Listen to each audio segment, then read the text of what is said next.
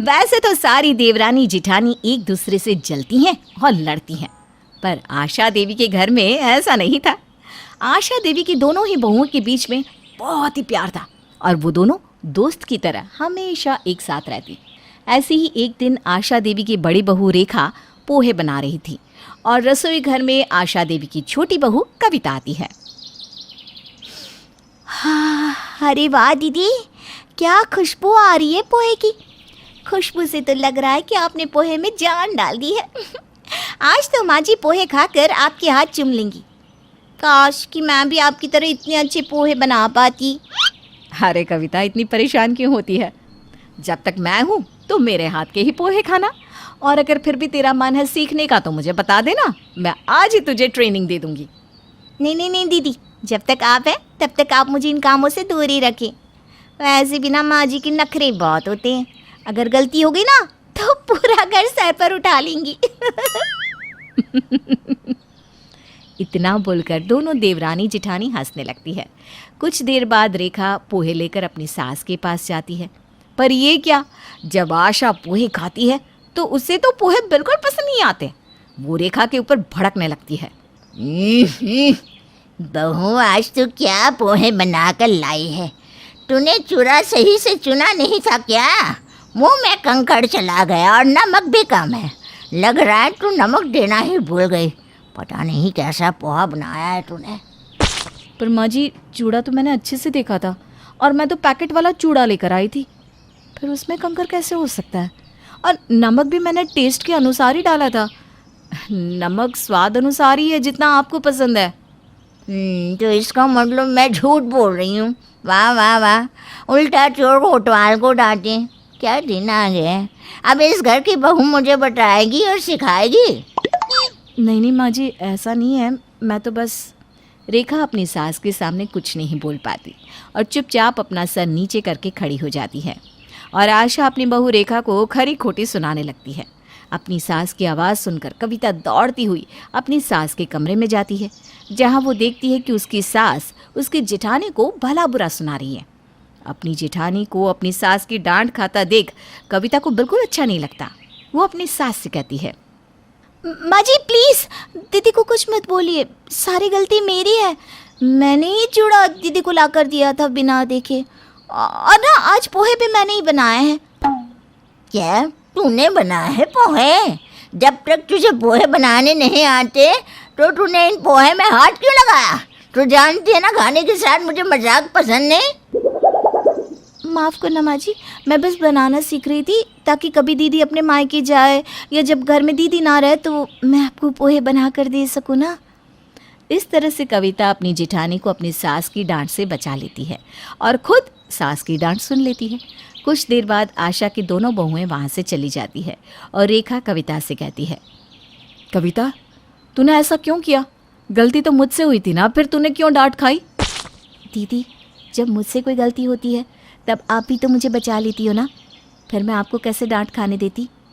और वैसे भी ना पोहे बहुत अच्छे बने, पर पता नहीं क्यों आज माँ जी इतना भड़क रही है। ये सारी गलती ना उस कंकड़ की है, न जाने वो कंकड़ कब और कहाँ से आकर टपक गया। अच्छा छोड़, जो होना था वो तो हो गया, पर आगे से ना तू ऐसा दोबारा नहीं करेगी, समझी? मुझे अच्छा नहीं लगता तुझे डांट सुनते देख। रेखा और कविता के बीच में इतना ज़्यादा प्यार था कि वो दोनों अक्सर एक दूसरे को बचा लेती जब भी आशा देवी उनमें से किसी एक को डांट रही होती।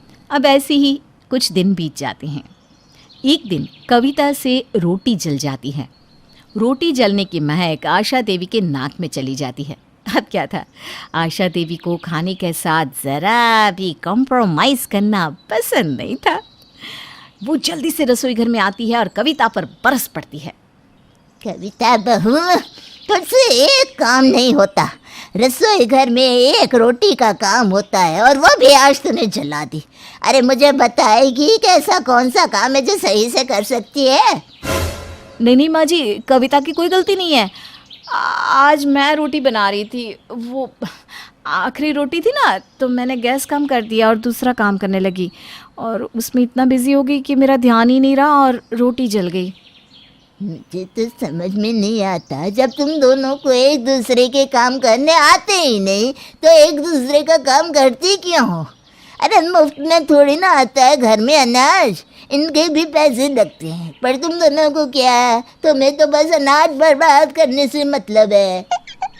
आशा देवी हमेशा की तरह अपनी बहुओं को उनकी छोटी सी गलती पर इतना कुछ सुनाकर चली जाती है। आशा देवी अपनी दोनों बहुओं के काम में जितनी गलतियां निकालती और उन दोनों को जितना भला बुरा सुनाती, उतना ही उसकी दोनों बहुओं के बीच में प्यार बढ़ता जाता और वो दोनों तो एक दूसरे की दोस्त बनकर रहते। ऐसे ही एक दिन आशा से मिलने उसकी पड़ोसन कोमोलिका आती है। अरे कमलिका बहन, क्या बात है, बहुत दिनों बाद आई हो मेरे घर। क्या करूं आशा बहन, कामों से फुर्सत नहीं मिलती। मेरी कौन सी बहुएं हैं जो घर में काम करेगी। मेरी तो 2 बेटियां थी, अपने ससुराल चली गई। अब सब कुछ मुझे ही देखना होता है। आज टाइम मिला तो सोचा कि तेरे बहू की हाथ की चाय पीने आ जाऊं। बहुत तारीफ सुनी है मैंने तेरी बहू की। ना है क्यों नहीं, बैठ आराम से, अभी रेखा को बोल देती हूँ, हमारे लिए चाय बना कर ले आएगी। इतना बोलकर जैसे ही आशा रेखा को आवाज़ देती है, रेखा जल्दबाजी में बाहर आती है और रेखा के पल्लू से टेबल पर रखा महंगा कांच का वास टूट कर गिर जाता है। ये देखकर आशा को बहुत गुस्सा आता है और वो कोमोलिका के सामने ही अपनी बहू को डांटने लगती है। बहू अंधी हो गई है क्या? अरे आखिर इतनी भी क्या जल्दी रहती है, तेरी वजह से इतना महंगा वास टूट गया। जानती भी है ये वास कविता बहू अपने मायके से लेकर आई थी और उसे इससे कितना प्यार है पता है ना। वो माँ जी, मेरा ध्यान नहीं गया, मेरे पल्लू में लगकर ये वाज नीचे गिर गया, मुझे पता ही नहीं चला, मुझे माफ़ कर दीजिए। हमेशा तुझसे गलतियाँ होती है। अब बता कहाँ से ला कर देगी तू कविता बहू को उसका कीमती वास। आशा बहन शांत हो जाओ। वासी तो था ना, कांच की चीज़ें तो अक्सर टूट जाया करती है, इतना क्यों भड़क रही हो। आशा कोमोलिका की बातों का कोई जवाब देती उससे पहले ही वहाँ पर कविता आ जाती है और टूटा हुआ वाज देखकर दुखी हो जाती है। पर जब वो देखती है कि उसकी जेठानी डांट सुन रही है तो वो मुस्कुराते हुए अपनी सास से कहती है, माँ जी शांत हो जाइए, वरना आपका बीपी बढ़ जाएगा। और ये एक मामूली सा वाज ही तो था, मुझे पसंद आया तो मैं ले आई। वैसे भी अब ना मैं इससे काफ़ी बोर हो चुकी थी मैं तो इसे बदलने ही वाली थी। दीदी अच्छा हुआ जो ये टूट गया, प्लीज़ आप रोना बंद कर दीजिए। अरे मैं तो खुश हूँ क्योंकि आपकी वजह से अब मैं इस टेबल के लिए नया गुलदस्ता ला सकती हूँ। तू सच बोल रही कविता? ये सच में ज़्यादा कीमती तो नहीं था ना? अरे नहीं दीदी, मैं सच बोल रही हूँ, ये एक मामूली सा वाज था। अब चलिए चलकर कोमोलिका आंटी जी के लिए एक चाय बना दीजिए, वो आपके हाथ की चाय पीने के लिए ही तो आई है यहाँ पर। इतना बोलकर कविता और रेखा रसोई में चली जाती है। कविता और रेखा के बीच की दोस्ती और प्यार देखकर कोमोलिका आशा से कहती है, आशा, तेरी दोनों बहुओं में कितना प्यार है, दोनों बिल्कुल दोस्त की तरह रहती हैं, पर फिर भी तू हर समय गलतियाँ निकालती है और अपनी बहुओं को सुनाने का मौका ढूंढती रहती है। मैं जानती हूँ कोमलिका, और इसीलिए मैं जानबूझकर गलती निकाल कर अपनी बहुओं को डांटती हूँ, ताकि उनके बीच का प्यार इसी तरह बना रहे, उनके बीच कभी कोई मनमुटाव ना हो। ममता की 3 बहुएं हैं, ईरा, नव्या और आकृति। सभी बहुओं की तरह इन तीनों में भी बहुत लड़ाई होती है, लेकिन जहाँ जिठानी ईरा हमेशा अलग रहती है, वहीं ईरा की दोनों देवरानियाँ नव्या और आकृति मिलकर ईरा को सबक सिखाती हैं। इनकी लड़ाई में बेचारी सास हमेशा फंस जाती है। हालांकि वो तीनों में तालमेल बिठाने की भी जतन करती है, लेकिन उसकी सभी कोशिशें नाकाम रहती हैं। अब देखना यह है कि एक जेठानी और 2 देवरानी के बीच की लड़ाई क्या रंग लाएगी। नव्या बहू, जरा बाहर तो आना और आकृति को भी साथ ले आना। अपनी सास की आवाज़ सुनकर नव्या और आकृति अपने कमरे से बाहर आती हैं। जी माँ जी, आपने बुलाया हमें? नव्या बहू, ये देख मेरी चप्पल टूट गई है, इसे ठीक करवा देना। लेकिन माँ जी ये तो बहुत पुरानी हो गई है, अब इन्हें फेंक दो ना। अरे बहू, ऐसे कैसे फेंक दूँ, अभी तो नई है, बस थोड़ी सी टूट गई है, तू इसे अच्छी तरह से ठीक करवा दे, मैं तो इन्हें 2-4 साल और चला सकती हूँ। माँ जी, आपने मुझे भी तो बुलाया था ना, मुझे भी चप्पल ठीक करवानी है क्या? अरे नहीं बहू, तो गार्डन साफ करते। सभी पेड़ पौधों को अच्छी तरह से देखना है। जो भी सूखे या खराब पत्ते हो उन्हें काट देना और पौधों में खाद भी डाल देना। ममता दोनों बहुओं को काम देकर चली जाती है। दोनों आपस में बात करती हैं। देखा आकृति, तुमने माँ क्या क्या काम देकर गई है हमें। मुझे तो माँ जी ने माली बना दिया, अब पूरा दिन लग जाएगा इसी काम में। माँ जी ने हमें तो ये फालतू का काम दे दिया, लेकिन जिठानी जी से कुछ भी नहीं कहती। आकृति, ध्यान से देखो इन चप्पलों को। तुम्हें लगता है कि ये 2-4 साल चल पाएंगी? लगता है ये माँ जी इन चप्पलों का पीछा इतनी आसानी से नहीं छोड़ने वाली। हमारे बच्चों की मुंह दिखाई में भी यही देने वाली है। पता नहीं माँ जी हमसे इतना भेदभाव क्यों करती हैं। जिठानी जी से तो कभी इस तरह के आलतू फालतू के काम नहीं कराती, और हम दोनों को तो बस चप्पल ठीक करवाने और गार्डन की सफाई के लिए ही रख रखा है। चलो छोड़ो, अपना काम ख़त्म करते हैं, नहीं तो माँ जी की बातें कौन सुनेगा। नव्या और आकृति अपने अपने काम में लग जाती है। अगले दिन ममता ईरा को कहती है, ईरा बहू, मैं 1-2 दिन के लिए अपनी बहन के घर जा रही हूँ। घर की सारी जिम्मेदारी तुम्हारे ऊपर है, ध्यान रखना।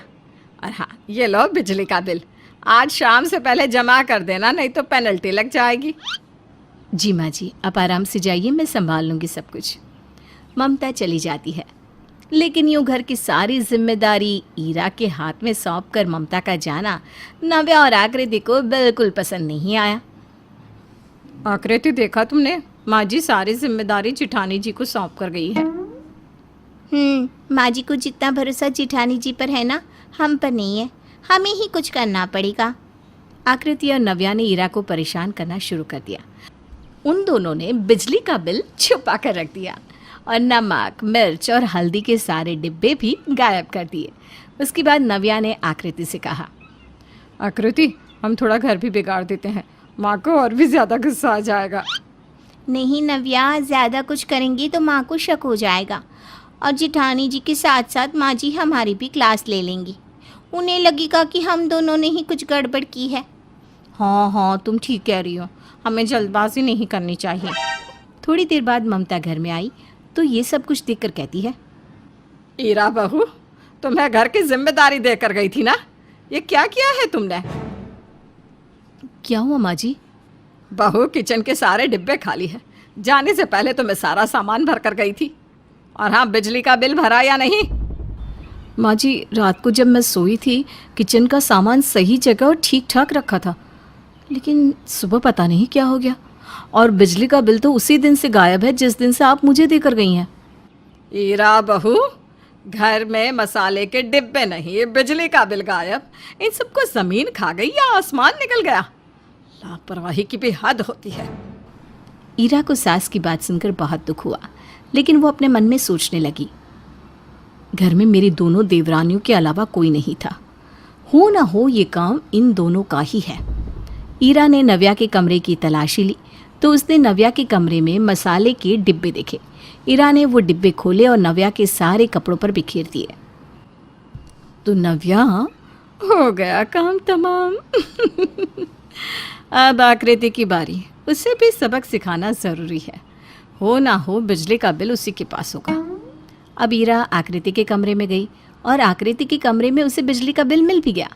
ईरा ने आकृति के अलमारी से कुछ रुपए निकाले और बिजली का बिल भर दिया। इन दोनों ने मेरे साथ जो किया है उसकी ये सज़ा तो बहुत कम है। ये दोनों मुझसे इतनी नफ़रत करती हैं, अब मैं इन दोनों को मज़ा चखाऊंगी। ईरा ठान चुकी थी कि वो अपनी दोनों देवरानियों को इतनी आसानी से नहीं छोड़ेगी। जब नव्या ने अपने कपड़े देखे तो वो समझ गई कि ये ईरा का काम है। वहीं आकृति ने भी अपनी अलमारी के रुपए गिने तो उसे ईरा पर ही शक हुआ और समझ गई कि घर का बिजली का बिल कहाँ से भरा गया है। नव्या अलमारी के सारे कपड़े निकाल कर धोने जा रही थी, तभी वहाँ पर आकृति आ गई। अरे तुम ये सारे कपड़े कहाँ लेकर जा रही हो? ये देखा आकृति, जिठानी जी ने कितनी सारी हल्दी, मिर्च और नमक मेरे कपड़ों पर गिराई है। सारे कपड़े ख़राब कर दिए, इन्हें धोने जा रही हूँ। और अगर माँ जी से जिठानी जी की शिकायत की ना तो वो तो मुझसे यही पूछेंगी कि हल्दी, नमक, मिर्च मेरी अलमारी में कहाँ से आए। जेठानी जी ने मेरी अलमारी से रुपए निकालकर बिजली का बिल जमा किया है, क्योंकि मेरी अलमारी से उतने ही रुपए गायब है जितना कि बिजली का बिल था और उसके साथ लगी पेनल्टी थी। और ये बात मैं भी माँ जी को नहीं बता सकती, क्योंकि उन्हें पता चल जाएगा कि बिजली का बिल मेरे कमरे में था। जेठानी जी सही खेल खेल गई हमारे साथ। ईरा दोनों देवरानियों की बातें सुन रही थी। उसने सोचा, मेरी प्यारी देवरानियों, अभी मैंने खेल खेला कहाँ है, अभी तो खेल शुरू हुआ है। नव्या, मैंने तुम्हें प्राचीन ना कर दिया ना तो मेरा नाम भी ईरा नहीं, और आकृति तुम्हारी तो मैं आकृति और प्रकृति दोनों ही बिगाड़ दूंगी। ईरा ये सब सोच ही रही थी, तभी ममता ने अपनी तीनों बहुओं को बुलाया। ईरा, नव्या, आकृति, यहाँ आओ तुम तीनों। जी माँ जी, आपने बुलाया? देखो, कल हम सब लोग वैशाली मौसी की लड़के की शादी में जा रहे हैं। मुझे सुनार की दुकान से कुछ गहने मंगवाने हैं। मैं सोच रही हूँ कि तुम में से किसे भेजूँ जो ये जिम्मेदारी निभा सके। माँ जी, मैं चली जाती हूँ। अरे रहने दे बहू, मुझे पता है तुम कैसी जिम्मेदारी निभाती हो। मैं 2 दिन के लिए क्या गई थी, तुमने तो घर की काया ही पलट कर दी। हम दोनों जाएं क्या? हाँ, हम संभाल कर लाएंगे सारे जेवर। ठीक है बहू, चली जाओ तुम दोनों, लेकिन ध्यान से जाना। हाँ। नव्या और आकृति सुनार की दुकान पर चली जाती हैं और वहाँ से बहुत सुंदर सुंदर जेवर लेकर आती हैं। जब वो घर आती है तो उनकी सास सो रही थी। उन्होंने वो जेवर अपनी सास की अलमारी में रख दिए और वहाँ से चली गई। मौका पाकर ईरा ने वो गहने निकाल लिए और ममता जब सोकर उठी तो उसने अपनी बहुओं से पूछा, नव्या, आकृति, तुम दोनों जेवर ले आई ना? हाँ माँ जी, अब सो रही थी तो आपको उठाना ठीक नहीं समझा। आकृति, जाओ माँ जी की अलमारी से जेवर निकाल लाओ। अब आकृति को अलमारी में जेवर मिल ही नहीं रहे थे। जब उसे ममता के कमरे में गए हुए काफ़ी देर हो गई तो सभी आकृति के पास आ गए। क्या हुआ आकृति, इतनी परेशान क्यों हो रही हो? हमने जो गहने यहाँ रखी थी वो यहाँ नहीं है। काफी देर से ढूंढ रही हूँ, मुझे मिल ही नहीं रहे। अरे यहाँ रखे थे तो कहाँ चले गए? कोई भूत ले गया क्या? माँ, भूत तो जेवर पहनते नहीं ना, ज़रूर कोई चुड़ैल ले गई होगी, या फिर ये भी तो हो सकता है ना कि भूत अपनी गर्लफ्रेंड के लिए ले गया हो। भाभी, आप ना ज़्यादा बनो मत, हमें पता है ये काम आपका है, आपने ही गहने चुराए हैं ना। नव्या, बस करो तुम दोनों, एक काम तो तुमसे ढंग से हुआ नहीं और ईरा बहू पर आरोप लगा रही हो। जेवर मैंने लिए हैं, इस बात का कोई सबूत है क्या तुम्हारे पास? हाँ माँ जी, इन्होंने पहले भी मेरी अलमारी से रुपए चुरा कर बिजली का बिल भरा था। और माँ जी, जेठानी जी ने मेरी अलमारी की सभी कपड़ों पर हल्दी, नमक, मिर्च डाल दी थी। मुझे सारे कपड़े दोबारा धोने पड़े थे। ईरा बहू, ये दोनों क्या कह रही हैं? तुमने सच में ऐसा किया था? माँ, वो सब गहने मैंने ही चुराए हैं, क्योंकि मैं अपनी प्यारी प्यारी देवरानियों की असलियत आपके सामने लाना चाहती थी। आप घर की जिम्मेदारी मुझे सौंप कर गई थी, तो इन दोनों ने ही बिजली का बिल गायब कर दिया और इन दोनों ने मिलकर नमक, हल्दी, मिर्च के डिब्बे भी गायब कर दिए। ममता ने जब नव्या और आकृति से पूछा तो उन दोनों ने सब कुछ सच सच बता दिया। शर्म आनी चाहिए तुम दोनों को, एक ही घर में रहकर इतनी घटिया हरकतें करती हो। ममता ने उन दोनों को बहुत डांट लगाई। दोनों बहुओं ने अपनी सास और जेठानी से माफ़ी तो मांगी, लेकिन ईरा को इस बात का पूरा यकीन है कि उसकी दोनों देवरानियों का हृदय परिवर्तन इतनी जल्दी नहीं हो सकता, तो वो आगे की चुनौतियों के लिए एकदम तैयार है। अरे तुम जैसे मिडिल क्लास लोगों की सोच और हैसियत बस इतनी ही रहती है, ब्लडी गरीब पीपल। और नहीं तो क्या, नास पीटी कहीं की। ऐसा मत कहिए माँ जी, जेठानी जी। ये कहानी है रितु की, जो एक गरीब घराने से आई होती है और स्वभाव की बहुत भोली भाली और नेक दिल होती है। वहीं उसकी जेठानी नयनतारा एक अमीर घराने से आई होती है, घमंड और अकड़ से भरपूर। नयनतारा हमेशा रितु को अपनी अमीरी से नीचा दिखाती रहती है।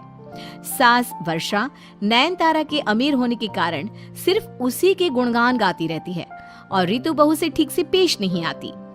चलिए अब देखते हैं कि कैसी है ये अमीर जेठानी और गरीब देवरानी की जीवन कहानी। माँ जी, इस बेवकूफ को समझा दो कि आइंदा से ये मेरे रूम में ना आए, और आए तो सिर्फ और सिर्फ साफ सफाई करके चली जाए। ऐसे गरीब लोगों का क्या भरोसा, ये कभी भी चोरी चकारी कर सकती है, इसका कोई अंदाजा नहीं। ऐसा क्यों कह रही हो आप जेठानी जी? मैं तो बस आपके कमरे में गमला ठीक कर रही थी, और भला मैं क्यों चोरी करूं? अरे मेरी बड़ी बहू कितनी फैशनेबल है, कितने महंगे महंगे अच्छे अच्छे कपड़े पहनती है, अरे कितनी अमीर है वो। तो फिर तू क्यों नहीं जलन के मारे इसके सामान को चोरी करेगी? हैं? बिल्कुल करेगी। गरीबों की तो नीयत ही ऐसी होती है। चोरी हुई नहीं है, लेकिन तेरे होते हुए हो सकती है आगे चलकर। ठीक है माँ जी, मैं आइंदा से जेठानी जी के कमरे में सिर्फ काम करने ही जाऊंगी। रात में खाना खाते समय जब पूरा परिवार एक साथ होता है। आओ, ये क्या है? कितना बेस्वाद खाना, ऊपर से इतना ऑयली और फुल ऑफ फैट्स। और तुम रितु, तुम ना मेरे आसपास मत खड़ी रहा करो यार, मूव अवे फ्रॉम मी। तुम्हारी ये बाबा आदम के जमाने की साड़ियां और तुमसे आने वाली पसीने और मसालों की बू, क्या देवरानी मिली है मुझे। तभी रितु का पति पीयूष बोलता है, भाभी आप रितु से ऐसे बात नहीं कर सकती, भाई समझाइए ना भाभी को प्लीज। नयनतारा का पति यश कहता है, सही तो कह रही है नयनतारा। और पीयूष, तू तो ना चुप ही रहा कर। अगर तुम दोनों मियाँ बीवी को इतनी ही दिक्कत है मेरी बीवी नयनतारा से, तो फिर तुम दोनों के लिए दरवाजे खुले हैं। नयनतारा मन ही मन हंसती है। वहीं रितु और पीयूष दोनों को भी यश और नयनतारा की बातों का बहुत बुरा लगता है, और पीयूष अपने बड़े भाई यश को कुछ नहीं कह पाता। अगले दिन जब नयनतारा की अमीर सहेलियां उसकी ससुराल आती है तब, वाह यार नयनतारा, तू तो शादी के बाद और भी खूबसूरत लग रही है। क्या ग्लो आ गया है तेरे चेहरे पे। सच में तू तो हर चीज में लकी है। Whatever, अब जब भगवान ने इतना खूबसूरत और इतना रिच बनाया है तो मैं क्या करूं? क्यों माँ जी? हाँ बहू, अरे मैं तो खुद को भाग्यवान मानती हूँ कि मुझे नयनतारा जैसी बहू मिली है। सीरियसली आंटी जी, आपकी भी ज्वेलरी और साड़ियाँ और फैशन सेंस काफी अमेजिंग लग रहा है। अरे आखिर सास किसकी है? तभी वहाँ पर ट्रे में सबके लिए शरबत लिए रितु आती है। रितु को देखकर वर्षा और नयनतारा मुंह बनाती हैं। अरे नयनतारा, ये कौन है? तेरी देवरानी? No no no no no, ये कैसे मेरी देवरानी हो सकती है? Are you out of your mind और व्हाट? ये तो हमारे घर की नौकरानी है, कादम्बरी। हाँ हाँ, ये हमारे घर की नौकरानी है। ओ कादम्बरी, क्या तुम मेरा थोड़ा सा सर दबा दोगी? फटा जा रहा है कब से। ये सब सुनकर और देखकर रितु की आंखें भर आती है और उसके मन को बहुत ज्यादा ठेस पहुंचती है। दबाएगी ना? क्यों कादम्बरी, दबाओगी ना सर? नयनतारा और वर्षा रितु को उस सहेली का सर दबाने के लिए कहते हैं। उनके जाने के बाद रितु खूब रोती है। अरे कल मुही, अब ये तेरा रोना धोना बंद कर और जा जाकर स्टोर रूम की सफाई कर और शाम के खाने की तैयारी कर। माँ जी, मैं पार्लर जा रही हूँ, मेरे आने पे मुझे ग्रीन टी बनी बनाई चाहिए, समझी? हाँ हाँ बड़ी बहू, बन जाएगी, फिक्र ना कर। नयनतारा घर का कोई भी काम नहीं करती, वो तो बस आदेश ही देती रहती। उसकी सास वर्षा तक उसके आदेशों का पालन करती रहती।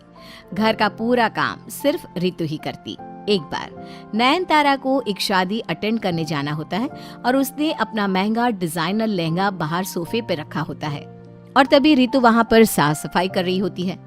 अचानक से सारा गंदा पानी लहंगे पे गिर जाता है और पूरा लहंगा खराब हो जाता है।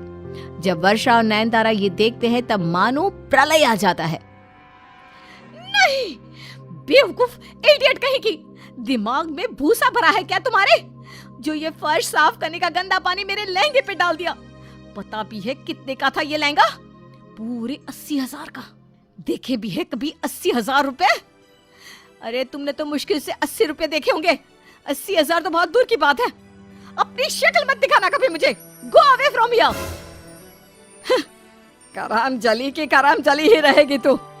जब से आई है इस घर में अपने अशुभ चरण लेकर, बस मेरी बड़ी बहू नयनतारा का जीना दुश्वार कर दिया है।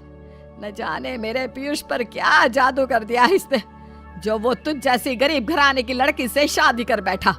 कुलक्ष नहीं कही कि।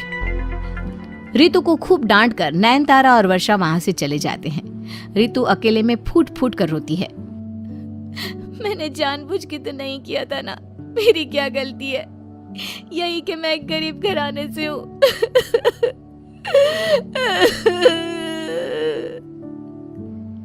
अगली सुबह वर्षा को हार्ट अटैक आता है और उसे तुरंत हॉस्पिटल ले जाया जाता है।